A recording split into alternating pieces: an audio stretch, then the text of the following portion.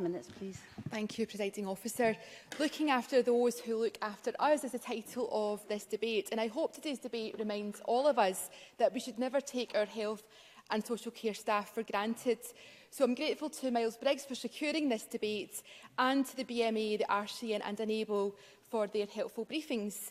And can I associate the Scottish Labour benches with Miles Briggs' remarks about Dr Lauren Conley, who will be sadly missed by her family and her colleagues. Lauren was from East Kilbride in the region I represent, and I pay tribute to Lauren's father and the family who continue to campaign.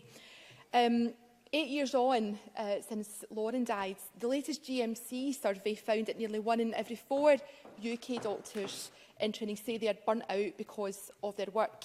A recent BMA survey found that 91% of doctors are working more than their allotted hours. We know that this problem is not isolated to doctors, but extends to all staff affected by the NHS's workforce crisis. And social care staff are also at risk. The social care sector, as we know, is fragile, and staff often experience poor working conditions, sometimes on zero-hour contracts, low pay and facing demanding shift patterns. But health and social care staff are being stretched to their limits, working more than their contracted hours at times, and staff that I speak to feel like they are always on call. So ahead of the debate, I was also keen to look at what support is available to staff, and I was interested to hear from Unison that some NHS workplaces have implemented staff wellbeing initiatives such as lunchtime yoga, something we perhaps all could benefit from.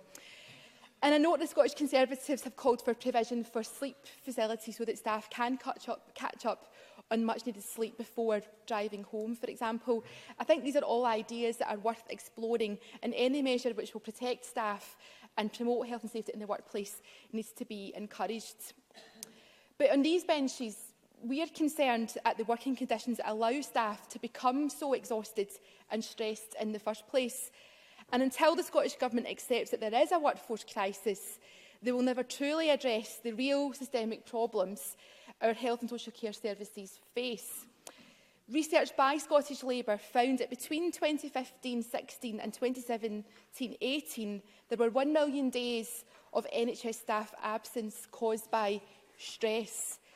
And today I attended the annual review of NHS Lanarkshire, where I raised my concerns about staff wellbeing there, because in Lanarkshire staff absences and vacancy rates are above the national average. So whilst any measures to support staff are absolutely welcome, we need to ensure that the focus remains on the root causes of poor staff wellbeing, such as too much work and not enough staff. Research from the BMA, from the GMC, Unison and others tell us that factors that contribute to stress can also include workplace culture and bullying and harassment. If our health and social care staff are truly valued, this must be reflected in the workplaces. But we have reason to be concerned that some workplaces are not the supportive environments we expect them to be. This year alone, we've heard worrying cases about staff bullying, concerns about whistleblowing and how it's dealt with, and it's too important to shy away from these issues. I acknowledge that the Health Secretary has said she will appoint whistleblowing champions to every health board. This must happen as a matter of urgency, because every day that goes by where staff do not feel able to report their serious concerns, we have more staff feeling demoralised, and of course patient safety can be at risk. I think the ongoing issues at the Queen Elizabeth University Hospital show how patient safety can be compromised when staff concerns about infection control, about estates and cleanliness are not acted upon. So we can support the Conservative motion today because I think it gives all of us an opportunity to show our appreciation and concern for health and safety of staff. But we would suggest that more extensive action is required to tackle the root causes, and that's why I'm pleased to hear from the Cabinet Secretary and from Miles Briggs that they can support the amendment in my name. We have sympathy for much of what the Government is saying about the potentially devastating impact of Brexit on health and social care and the EU citizens who are valuable members of our workforce. But a bit concerned about the amendment because it took out the line about the workforce crisis, and I think we do have to face up to those facts today.